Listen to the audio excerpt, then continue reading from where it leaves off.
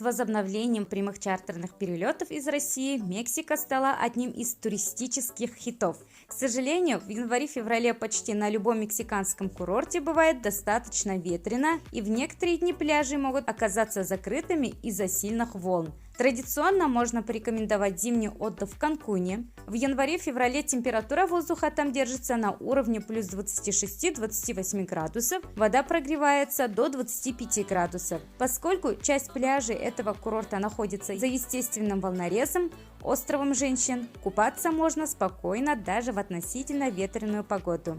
К сожалению, в Канкуне популярных достопримечательностей нет, но оттуда устраиваются экскурсии во многие значимые места. Одна из основных местных достопримечательностей – Ла Буфадора, стреляющий гейзер, вокруг которого собираются десятки туристов, чтобы полюбоваться необычным явлением природы и быть облитыми теплой водой. Нижняя Калифорния славится виноградниками и отличным вином, цены на которые вас приятно удивят. А вот любители активного отдыха в Мексике смогут заняться серфингом, дайвингом и рыбалкой, неравнодушные к шопингу исследовать местные бутики и рынки. Для молодежи, ведущей активный ночной образ жизни, работают ночные клубы и дискотеки. Также порадуют музеи, художественные галереи и колониальная архитектура. Незабываемой будет поездка в столицу Мехико, город, который по количеству исторических памятников вполне может посоревноваться с Римом. Также обязательно посетите Национальный дворец, площадь Конституции, церковь Святого Причастия, дом-музей Фриды Кала, музей Темпла Майор и площадь трех культур.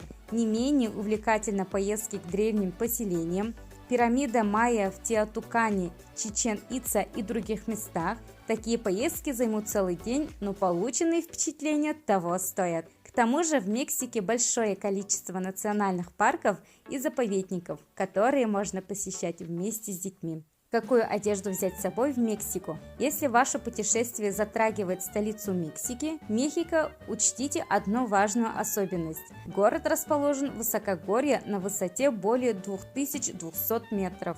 Поэтому захватите с собой теплую кофту, пиджак или даже куртку. Даже если днем стоит жаркая погода, то по вечерам здесь довольно прохладно. Основным минусом отдыха в Мексике – это высокие расходы на перелет и его длительность. В остальном отдых прекрасный. Вода цвета бирюзы, белый песок, живописная природа. Мексиканская кухня понравится любителям погорячей. При отелях обычно работает несколько ресторанов, а шведский стол практически везде стандартный. Цены на проживание в отелях в широком диапазоне. В следующем видео обязательно покажу цены на отели, поэтому подписывайтесь на канал, чтобы не пропускать. Также можете посмотреть по ссылке, где собраны самые выгодные туры от всех ведущих туроператоров. Ссылку также оставлю в описании под этим видео. А вот экскурсии в основном дорогие, $100–150 за поездку. Но можно найти и дешевле, ссылку также оставлю в описании. Ну и автобусное сообщение развито хорошо, и при наличии базовых знаний английского или испанского языка многие достопримечательности можно посмотреть самостоятельно.